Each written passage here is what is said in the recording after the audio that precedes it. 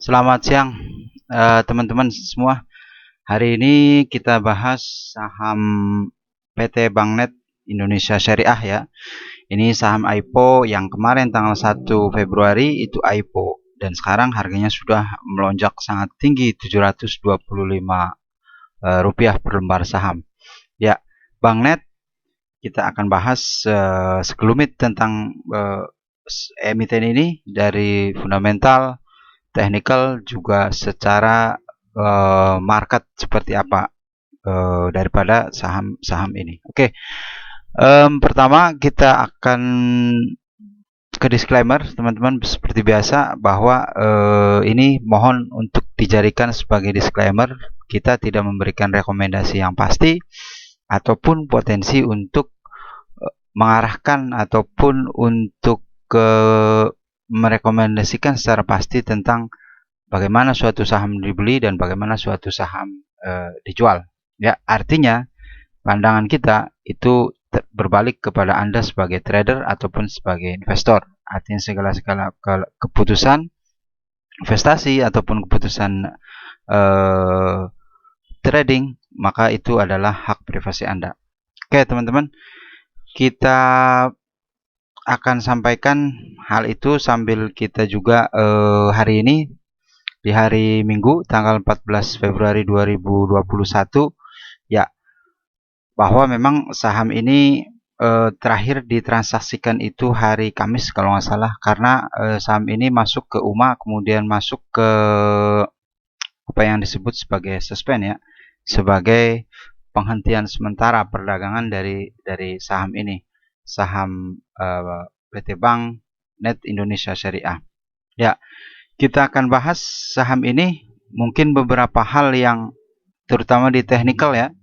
Karena di technical pasti saham IPO tidak punya historical harga yang lebih panjang, yang lebih lama, dengan waktu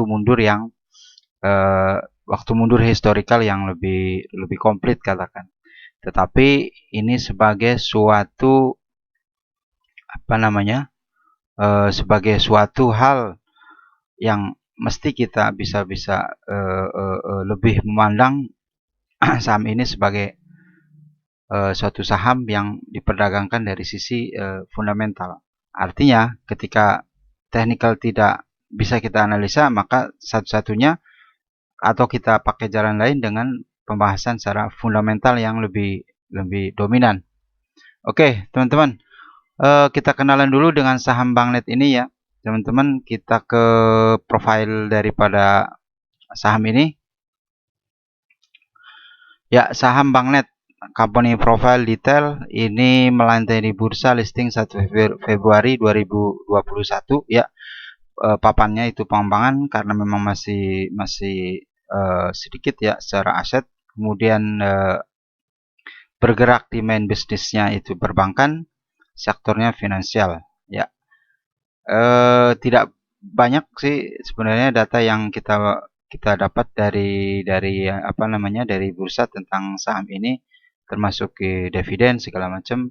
Isu story juga memang belum terupdate nampaknya, termasuk trading info juga belum banyak kita dapatkan datanya. Tapi yang pasti bahwa ini saham IPO. Kenapa menarik kita bahas? Karena saham Banknet ini adalah salah satu saham yang emiten yang bergerak di perbankan syariah ya, bisnis syariah, dan juga memfokuskan diri pada pelayanan perbankan secara digital. Artinya bank digital dengan main bisnisnya syariah, kemudian platformnya adalah dengan teknologi informasi atau IT. Oke ya teman-teman, berarti kita akan ke fundamental dari saham Banknet ini ya teman-teman. Untuk fundamental sendiri perlu kita cermati bahwa sebelum terjadinya IPO, pembentukan saham yang secara internal sebagai perusahaan tertutup ini mungkin beda dengan sesuatu hal atau informasi yang kita dapat setelah IPO. Artinya ketika sebelum IPO atau sebelum menjadi perusahaan TBK, saham ini mempunyai lembar saham yang yang bisa ditentukan semau sendiri secara manajemen ya. Tetapi ketika memang masuk ke bursa itu ada ketentuan. Ketentuan dalam arti harus divestasi ke publik, untuk ke publik bisa beli itu minimalkan dulu 5%, sekarang bisa sampai 15% ya, rata-rata di atas 10% untuk saham publiknya minimal, atau lebih daripada 15% itu hal yang wajar saja untuk saham-saham go public, karena masyarakat diharapkan untuk bisa berpartisipasi dalam konteks bursa ya, konteks bursa dalam arti untuk mencari likuiditas yang lebih luas daripada suatu perusahaan publik. Ya, kita ke rasio, nampaknya financial ratio kita bahas di sini ya teman-teman. Untuk financial ratio kita lihat IPS. Kalau IPS di full year 2019 memang masih tinggi ya. Ini karena kita lihat di sini adalah ini adalah earning ya, earning atau keuntungan berbanding dengan jumlah saham yang beredar. Saat itu 2019 sebelum IPO hanya 945.000 lembar saham yang dicetak oleh perusahaan ini dengan total keuntungan 76 miliar. Kemudian Q1 itu turun, keuntungannya 2 miliar dengan jumlah tetap saham yang beredar dengan rataan IPS-nya 2000. Kemudian Q2 naik 60 miliar dari keuntungan dengan jumlah saham yang tetap 63.000 ya secara IPS. Kemudian sampai Q3 itu 58 miliar dari keuntungan, 945 lembar saham sama yang masih dipegang oleh perusahaan, IPS-nya 61.800. Kemudian after IPO 2021 kita hitung dengan today ya, today dalam arti hari ini. Saya pegang datanya tanggal 11 Februari 2021 dan keuntungannya kita berpatokan pada kuartal 3 yaitu 58 sekian miliar dengan saham yang tercetak baru ya setelah IPO itu 13 miliar lembar saham dengan IPS 4,43 rupiah per lembar saham. Jadi ada penurunan yang signifikan karena ada penambahan jumlah saham yang beredar. So tentu karena memang saham publik mesti menambah jumlah saham sebagai suatu corporate action untuk pihak lain bisa melakukan pembelian atau kepemilikan terhadap suatu perusahaan tertentu. Ya, kita ke pair-nya. Kita berdasarkan after IPO-nya itu harga terakhir 725 tanggal 10 Februari kalau nggak salah itu terjadi suspense ya. Itu pair-nya 163 kali, dalam artian bahwa harganya sudah melonjak tinggi daripada situasi apa yang kita sebut sebagai keuntungan per lembar saham, yaitu dengan 4,43 rupiah per lembar saham sesuai IPS, maka didapat dengan harga 725 rupiah per lembar 163 kali daripada saham sesuai value-nya. Kita ke BVPS ya teman-teman. Ternyata memang harga valuasi yang technical dalam arti secara moderat kita hitung dari sisi equity 654 miliar ini berbanding dengan jumlah saham yang beredar. 654 miliar ini kita hitung basicnya dari kuartal 3 ya teman-teman. Karena ini pasti kecenderungannya akan naik untuk ke equity ya. Karena ada modal yang masuk ketika terjadi IPO. Tetapi IPO itu kan terjadi di bulan Februari. Berarti kemungkinan penambahan daripada equity itu terjadi di kuartal 1 2021. Jadi basic kita berdasarkan Q3 juga sebenarnya masuk ke akal ya, cuman ditambahi berbanding dengan jumlah saham yang beredar. Nah, jumlah saham yang beredar 13 miliar dengan valuasi ya 50 rupiah. Ini BVPS-nya hanya 50 rupiah sebenarnya. Sementara harga terakhir tanggal 10 itu 725 rupiah ya. Jadi ini overrate dalam arti dari sisi valuasi book value-nya dari suatu perusahaan PT Banknet ini. Jadi harganya sebenarnya secara value secara booking value itu Rp50, sementara saham yang diperdagangkan saat ini adalah Rp725 per closing tanggal 10 Februari 2020. Artinya dari tanggal ke 1 Februari sampai dengan tanggal 10 ini naiknya lumayan tinggi. Baik dari sisi pada saat book building penawaran di angka 100-an, 110 kalau nggak salah, itu naik melonjak menjadi Rp725, hampir lebih daripada 7 kali lipat atau 700% dari sisi book building ya.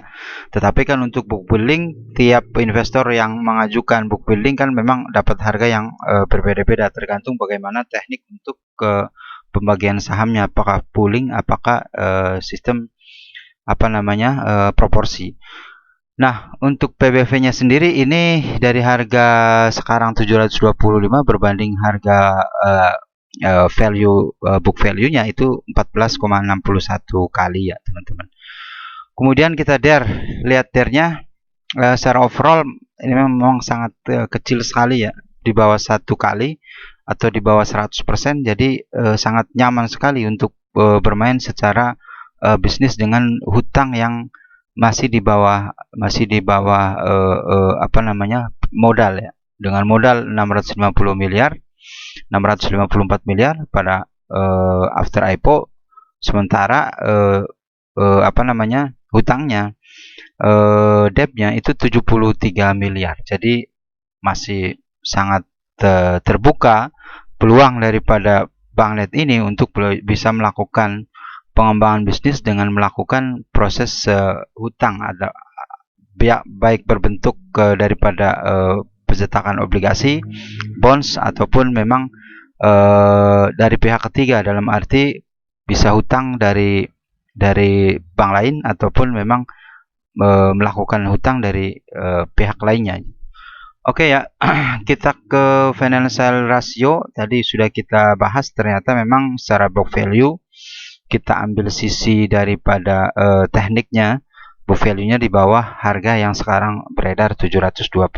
Apakah bisa kembali ke 50? Mungkin saja bisa kembali ke 50 perak dilihat dari sisi book value-nya.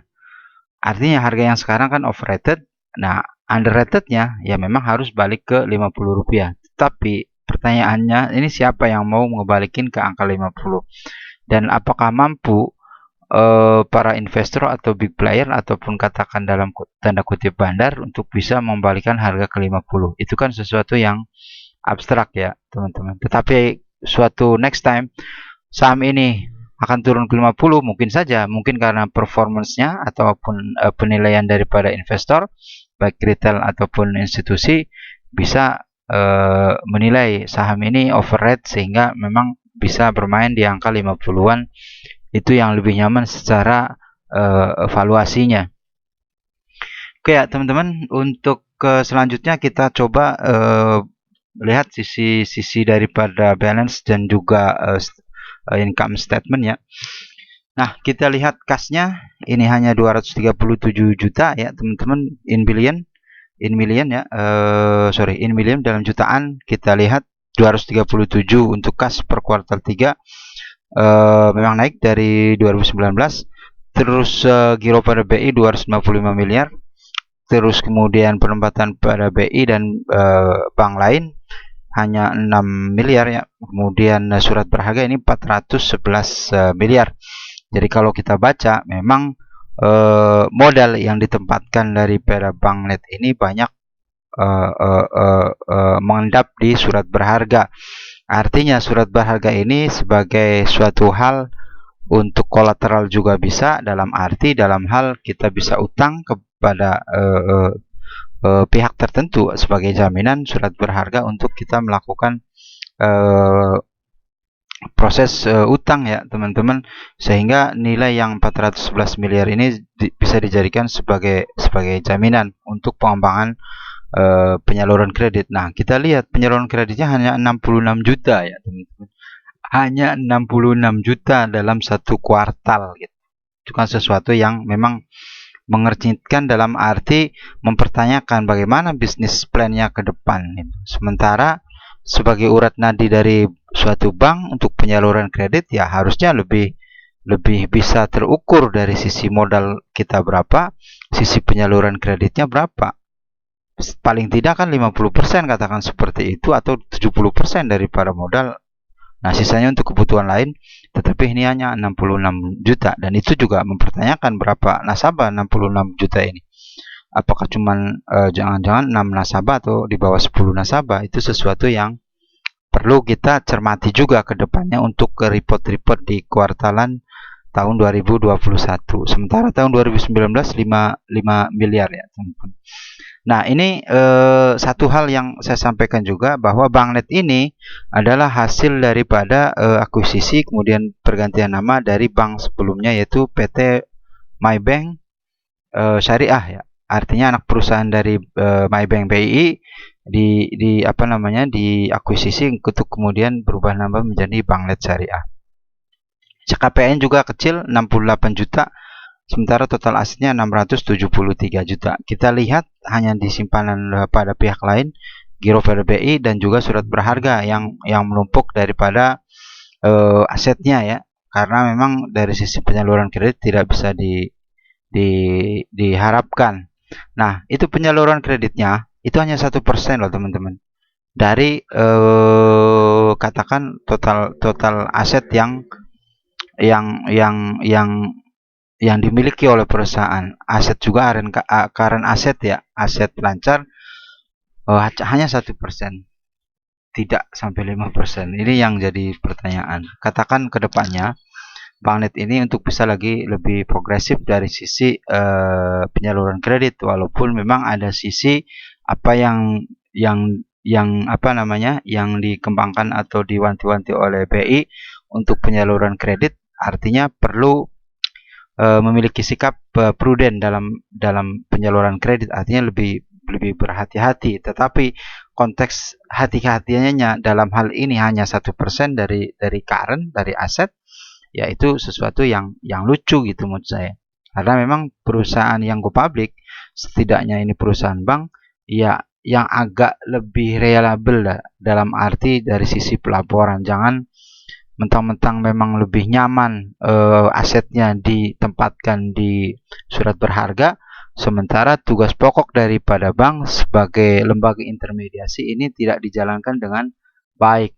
Artinya penyaluran kredit dan juga penyimpanan dana pihak ketiga dari masyarakat itu juga harus menjadi suatu guidance ya daripada bank untuk melakukan fungsi-fungsi daripada perbankan, yaitu sebagai intermediasi menampung dana dari masyarakat dan menyalurkan dana kepada masyarakat sebagai bentuk penyaluran kredit.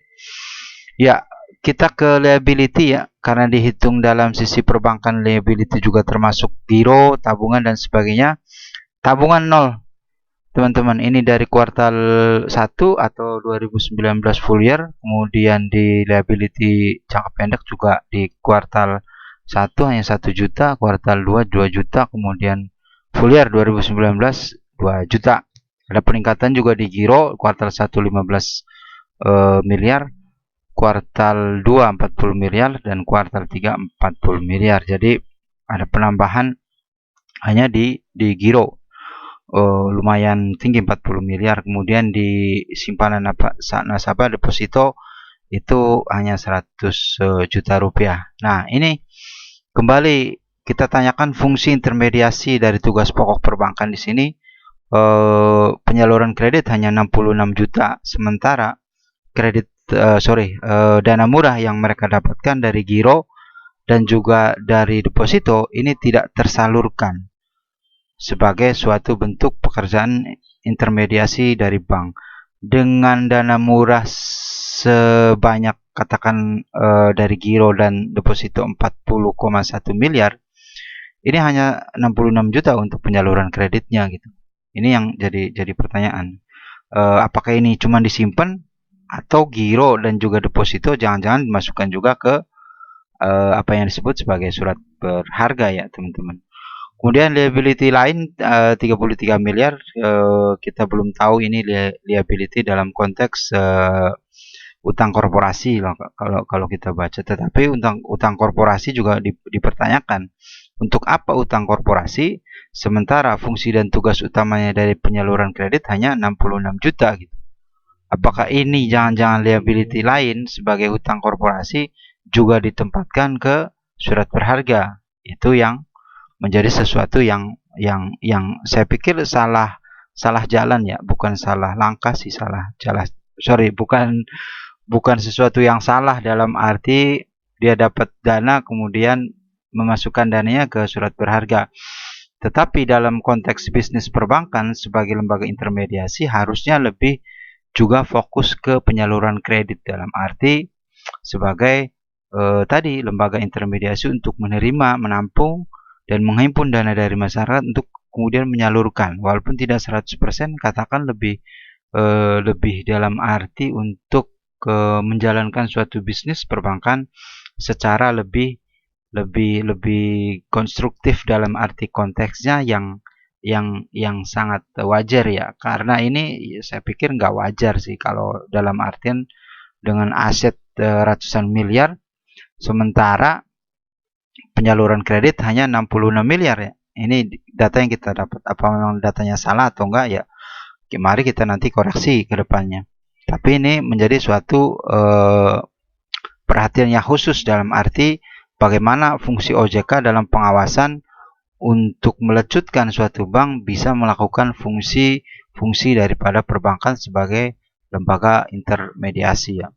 Untuk liability memang turun dari 126 kuartal 2 menjadi 73 miliar. Nah, ini untuk ekuitasnya 945.069 lembar saham ya. Dan harga yang terbentuk ini sekitar 8, yang tercatat itu 88.000 per lembar saham ini. Jadi dihargai mahal karena memang belum ada ketentuan daripada undang-undang saham, undang-undang pasar modal untuk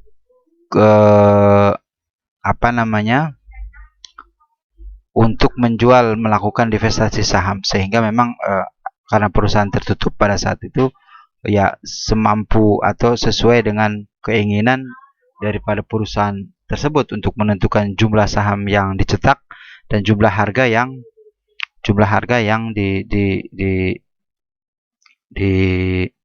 ditentukan dalam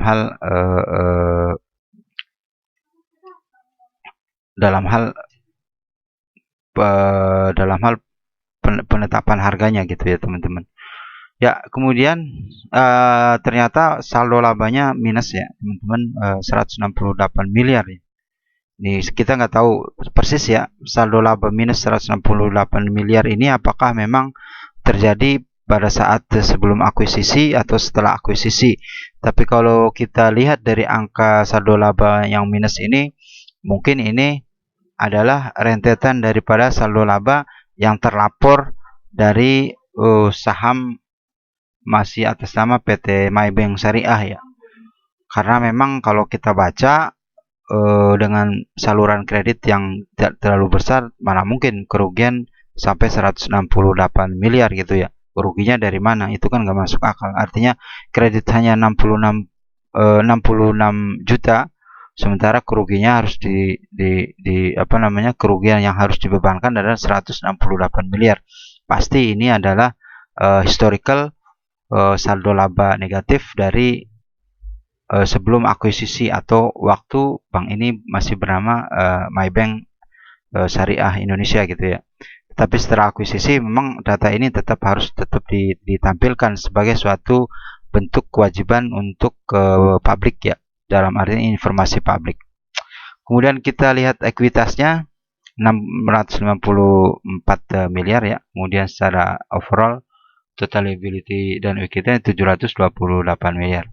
Nah, ini juga sebagai saldo laba ini sebagai suatu bentuk pemulihan daripada atau recovery daripada performance dari suatu perbankan ini mau tidak mau harus melakukan proses recovery keuntungan ya, dalam arti memang selalu turun sih kalau kita lihat dari kuartal 1, kuartal 2 dan kuartal 3, 228 ke 226 sampai ke 168, atau memang laporan secara keuangannya dipisahkan pada saat sebelum akuisisi dan pada saat setelah akuisisi. Pasti investor juga tahu untuk hal itu. Tetapi ini juga suatu pelecut bahwa memang bisnis kedepannya harus lebih diperhatikan daripada sisi fungsi dan tugas pokok dari suatu perbankan sebagai suatu lembaga intermediasi ya teman-teman. Nah, secara full amount ini 654 miliar ya, kita hitung juga di sini karena ini adalah perhitungan secara in billion. Ya, kita lanjut ke profit and loss ya, sebagai income statement. Kita lihat di sini 2019 full year 51 miliar dan sekarang 24,7 miliar daripada pencapaian di kuartal 3. Memang masih lumayan jauh untuk mengejar tahun 2019 full year, tetapi setidaknya ada progres dari kuartalan 2020 dari 8 menjadi 24 miliar. Ya, kemudian kita lihat juga di sini beban-beban juga tidak terlalu banyak dan beban operasional lainnya tercatat 33 miliar dari total pendapatan sekitar 92 miliar ya, sehingga 34 miliar sebagai beban.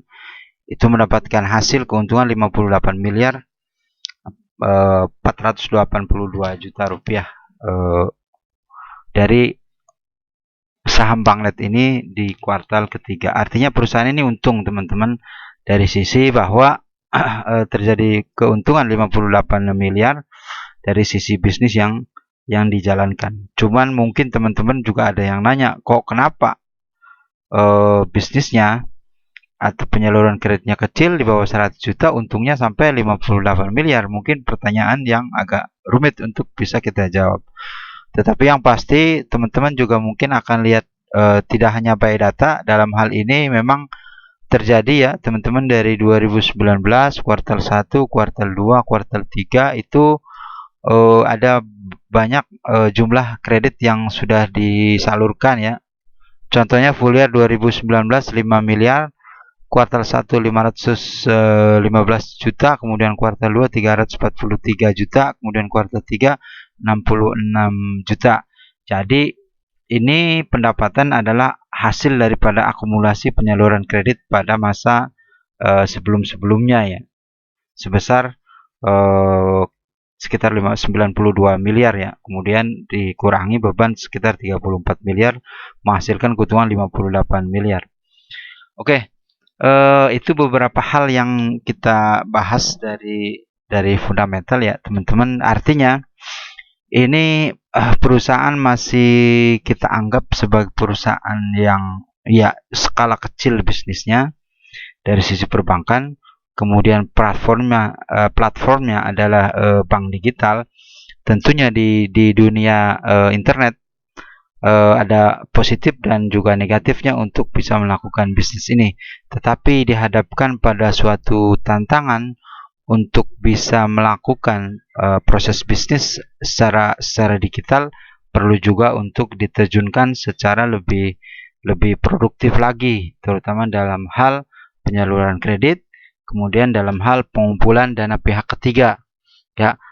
Proses dan tekniknya itu pasti sudah diatur oleh OJK. Maka kita berharap OJK juga mendorong, loh kenapa ini kreditnya kecil, loh kenapa ini DPK-nya kecil, ayo dong bisa ditingkatkan lagi, karena ini menambah kepercayaan daripada investor. Anda sudah go public, investor juga harus tahu bahwa bisnis yang dijalankan adalah bisnis yang melibatkan publik dalam hal pengawasan. Jadi OJK juga harus, saya pikir, lebih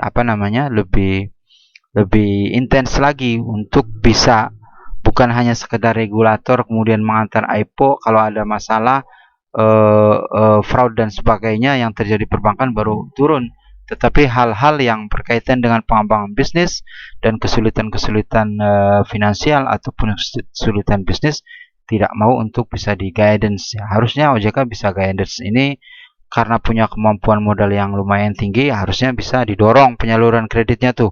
Kemudian dibuat suatu program untuk DPK lebih bisa masuk ke Banknet ini. Seperti itu. Oke, teman-teman, itu tadi beberapa hal yang kita bahas dari sisi fundamental ya, teman-teman. Kita masuk sedikit juga bicara tentang technical ya, teman-teman. Kita lihat chart by stock ya, teman-teman. Untuk chart by stock ini seperti sebelumnya kita sampaikan bahwa karena tidak punya historical price yang mencukupi, maka kita hanya bisa dapat data berdasarkan data terakhir setelah dia melantai di bursa, yaitu dari data IPO listing sampai data kemarin pada saat sebelum suspense ya. Kita lihat di sini chartnya memang sudah terbentuk secara secara gradualnya untuk bisa dia naik dari harga terendah ke harga teratas. Tetapi kita yang bisa punya lihat data di sini, low price-nya di 333, kemudian high price-nya di 735. Jadi nanti kita hanya bisa lihat sisi supportnya dari 737 itu ada 630, kemudian 538, 460 sampai 393 dari sisi low price. Ketika terjadi penurunan, maka memang harga 393 itu sebagai resisten lagi ya. Sementara harga yang di bawah 393 sebagai sisi supportnya. Artinya ketika harga ini dibanting oleh big player ke bawah setelah melewati katakan angka 333 terus lagi ke bawah, maka maka sudah terbentuk garis support yang baru yang ada di bawah harga low price-nya. Kalau harga low price-nya ini kita dapat dari pada saat listing di bursa. Kalau bermain di bawah 200 berarti titik supportnya di situ. Kalau bermain terus di bawah 100 titik supportnya di situ. Atau balik lagi ke harga LQ50, katakan di angka 50 berarti titik supportnya di 50 perak. Tetapi kita juga akan mempertanyakan bagaimana kinerja dari perusahaan yang katakan dari sisi untungnya memang untung, walaupun secara bisnis prosedurnya, bisnis as usualnya nggak tercapai ekspektasi yang memadai bahwa saham ini akan bisa emiten ini akan bisa berkembang secara bisnis yang lebih luas ya, teman-teman. Mungkin saja balik ke 50 ya, mungkin teman-teman juga apakah ada yang berharap ke 50 atau di bawah 100, atau juga masih ada teman-teman yang bisa berharap ini begitu dibuka suspend akan lari ke 800-an. Hal itu memang jadi suatu sisi tarik menarik yang menarik ya, yang berimbang gitu. Artinya potensi untuk naik juga oke, potensi untuk turun juga oke. Tapi kita prediksi mungkin setelah suspend ini mungkin ya teman-teman ini akan terjadi koreksi. Kenapa koreksi? Beberapa investor yang punya barang banyak dengan capaian harga yang lumayan tinggi di atas 300%, mereka akan mulai membuang barang ya, akan net sell untuk bisa mengambil keuntungan secara short, sehingga harga akan turun ke haki ya, hajar kiri. Tetapi ketika memang support daripada masyarakat untuk bisa kembali memiliki saham ini, bisa juga terjadi peningkatan yang luar biasa di atas 737 setelah suspend dibuka, bisa ke 755 atau ke 790 untuk bisa menyentuh ke angka 800-an. Walaupun memang secara valuasi kita tahu sendiri dalam pembahasan tadi bahwa ketika melonjak ke angka 800-an pasti ini valuasinya PBV-nya akan nambah lagi ya. Artinya overrate-nya tambah gitu. Ketika harga turun, overrate-nya menjadi lebih turun, lebih bisa secara valuasinya wajar gitu teman-teman. Kalau ini ya memang secara valuasinya nggak wajar. Oke, itu chartnya ya. Artinya titik supportnya saat ini di angka 538 atau 630. Teman-teman bisa juga amati ini sebagai watchlist ya. Menarik juga teman-teman, dan saham ini juga kita watchlist ya teman-teman. Apakah selanjutnya memang bearish turun ataupun kembali bullish ke atas. Kita akan lihat nanti bersama-sama. Tetapi potensi-potensi itu pasti masih ada. Ya, kita ke broker buy stock, teman-teman. Broker buy stock ini adalah paparan kepemilikan daripada broker terhadap suatu saham tertentu ya. Kita tidak tahu apakah memang broker ini sebagai tempat daripada big player ataupun istilahnya dalam sisi konsep bandarmologi ini adalah bandar, kita nggak tahu. Tetapi dari sisi broker yang saat ini ya sebelum suspend terjadi itu ada YP ya, kemudian tuh CC, kemudian PD dan YU dan ZP dan seterusnya ya, dengan kepemilikan yang sangat tipis. Artinya net buy mereka masih memiliki barang ya 142.530, kemudian CC tipis 137.000, kemudian PD 109. Nah, YP, CC dan PD ini di market bursa itu terkenal sebagai tempatnya anak-anak retail ya. Anak-anak retail dalam arti ya kita sebagai trader atau investor retail pasti kebanyakan memang membuka ataupun trading ataupun investasi di tiga mayoritas ya, di tiga broker itu, yaitu YP, CC dan PD. Nah, ini kita baca sebagai kumpulan anak-anak retail yang masih memiliki saham ini ya. Average-nya kita lihat 682, kemudian di buy ya, kemudian di apa namanya, di sell-nya 704 malah minus. Itu YP. Kemudian CC 676, net sell-nya di 685 minus juga gitu. Kemudian PD 642, sell-nya di 683, itu juga minus juga. Jadi ini ada sesuatu yang krusial juga ya, walaupun kita nggak tahu detail apakah dengan average yang tinggi ini atas dasar average buy-nya dia di bawah angka 682 seperti YP, bisa aja di bawah 500 atau di bawah 400, sementara mereka jual di angka 700-an. Itu sangat smart sekali. Tetapi kini hanya data sebagai gambaran bahwa tiga broker ini yang aktif di bursa ya selama katakan 10 hari ke belakang terhadap saham bank ini. Oke, itu net buy dalam arti masih memiliki saham. Kemudian kita lihat net sell-nya ya. Net sell adalah broker yang terakhir kali melakukan fungsi penjualan daripada kepemilikan suatu saham. Nah, untuk saham Bank Net Indonesia Syariah ini underwriter-nya adalah RHB ya.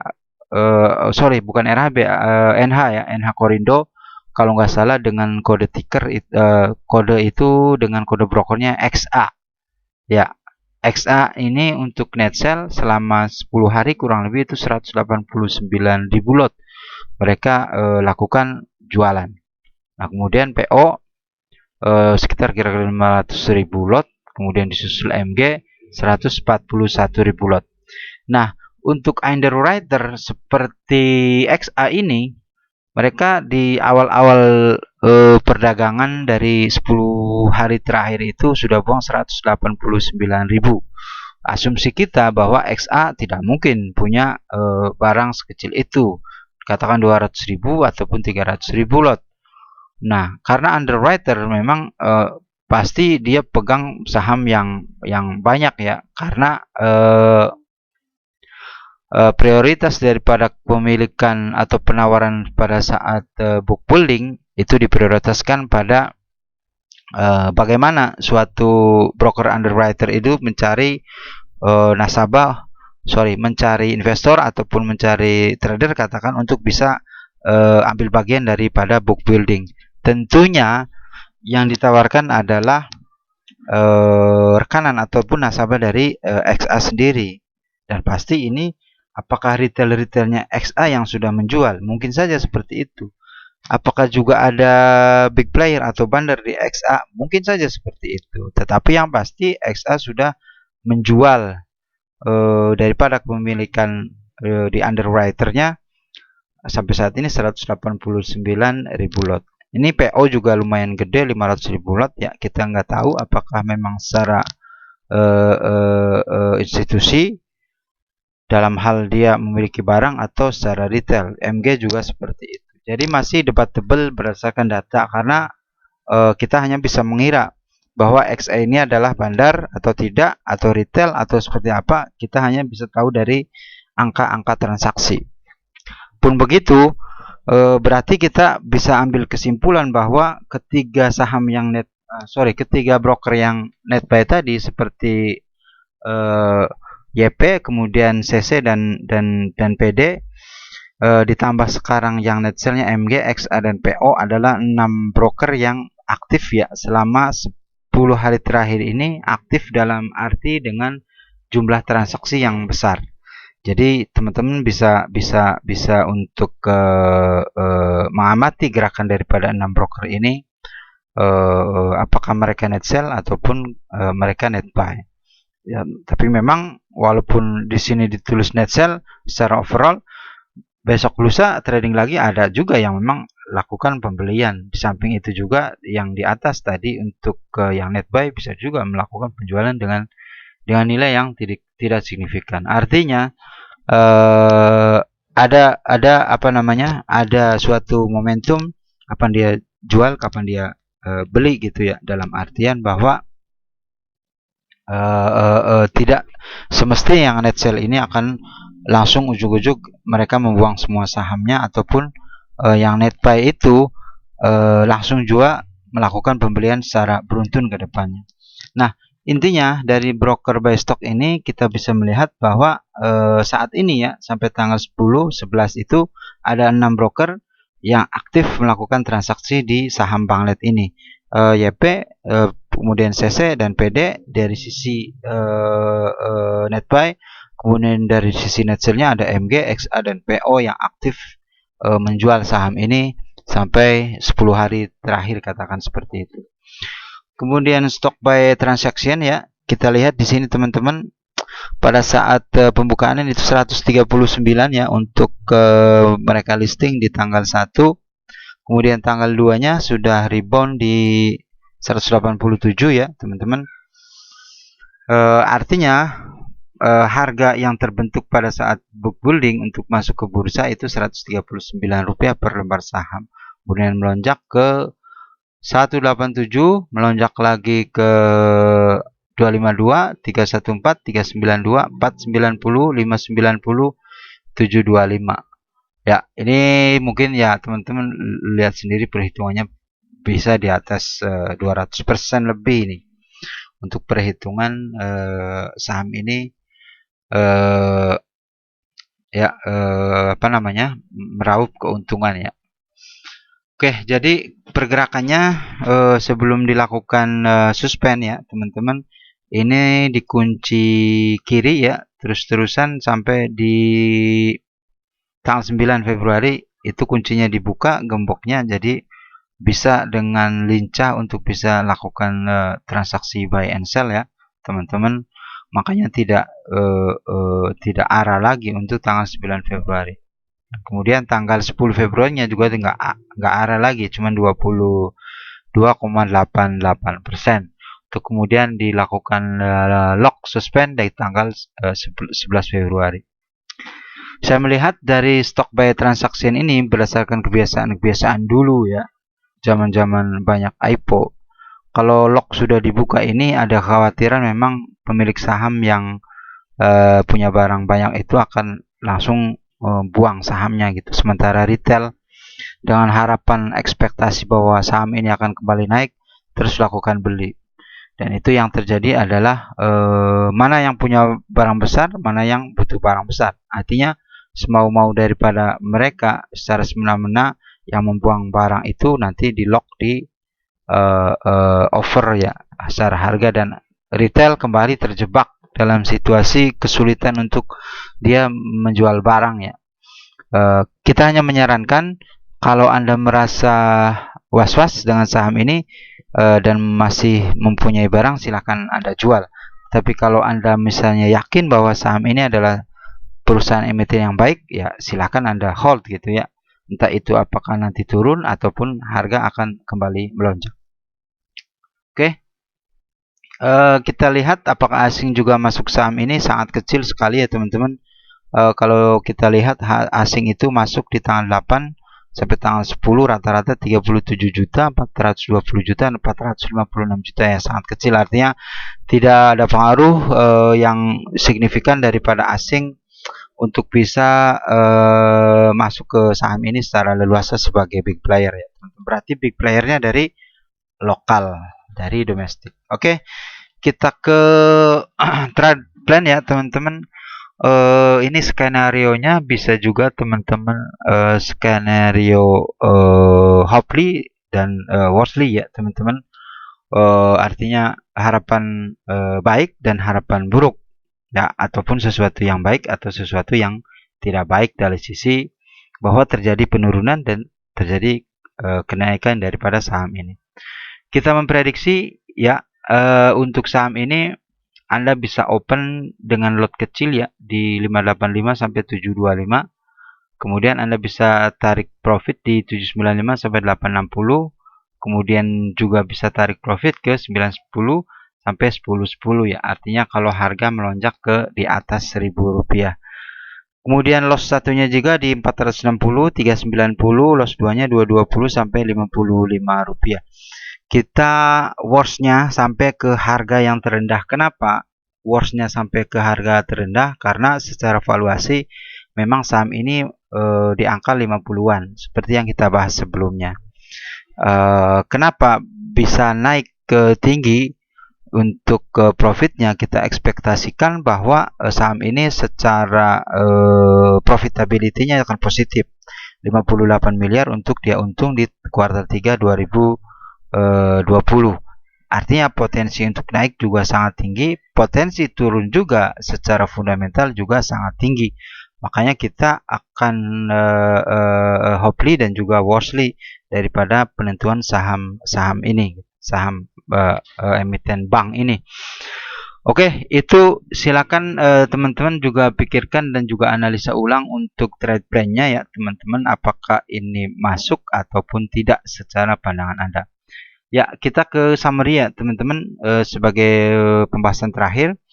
Satu, kas positif tetapi sangat kecil berbanding liability. Ya, kita tahu sendiri kasnya kecil, liability-nya juga kecil ya. Kemudian aset solid dan growth per kuartalan. Aset naik ya, dan growth juga lebih solid karena memang asetnya tidak tergerus oleh penyaluran kredit ataupun pembayaran hutang yang sangat berlebihan.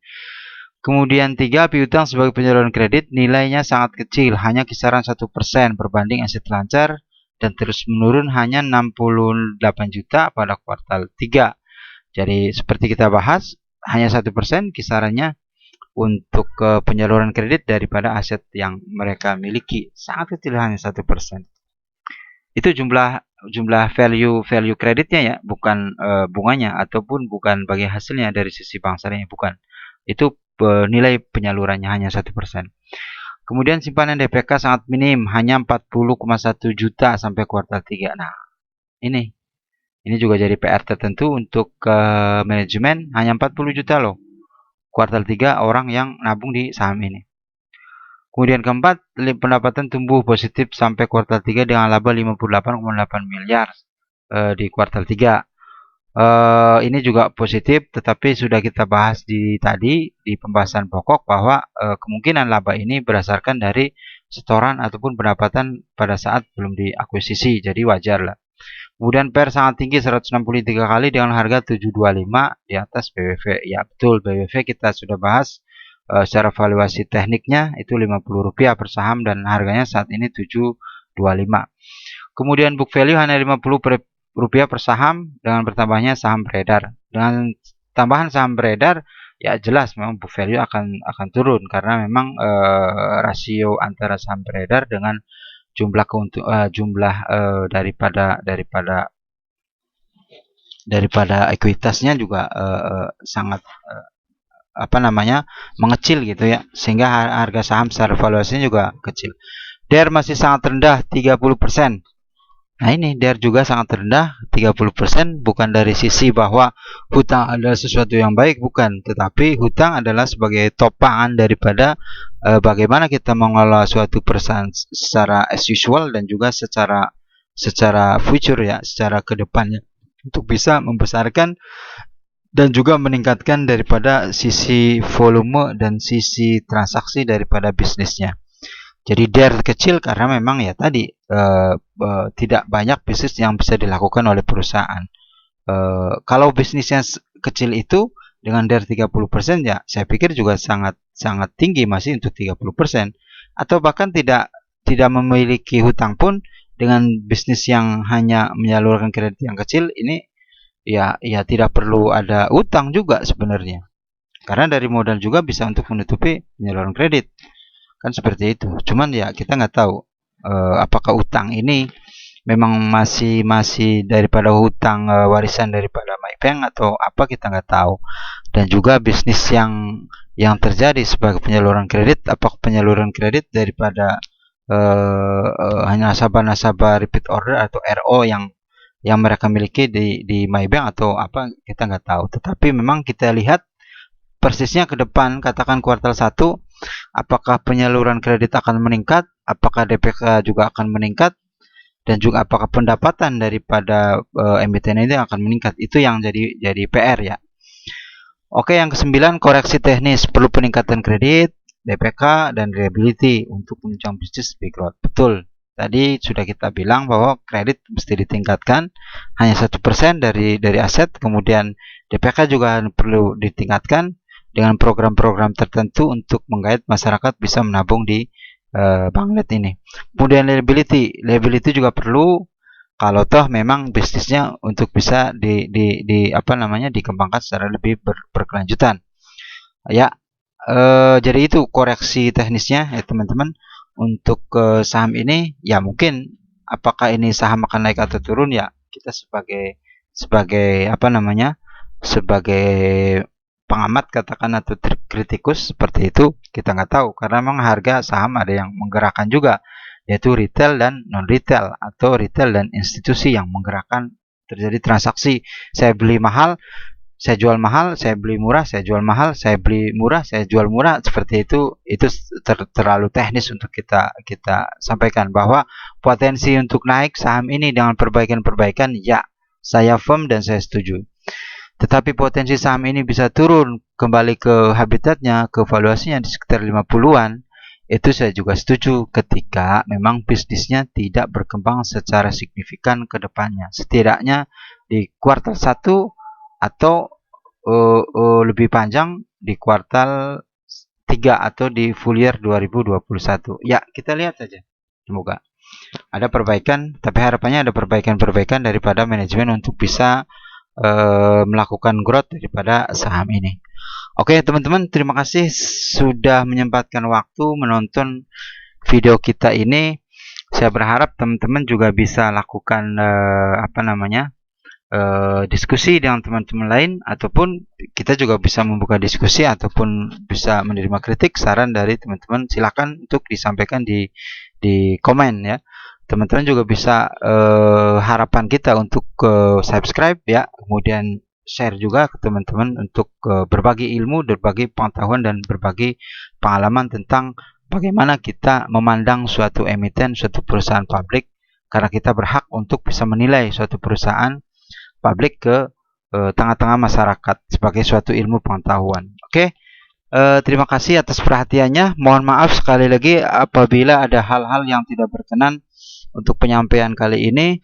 Kita jumpa di video-video berikutnya ya teman-teman. Salam sehat, salam semangat, dan tetap jaga kesehatan ya. Kita jumpa ke sesi berikutnya ya. Selamat siang, salam cuan teman-teman.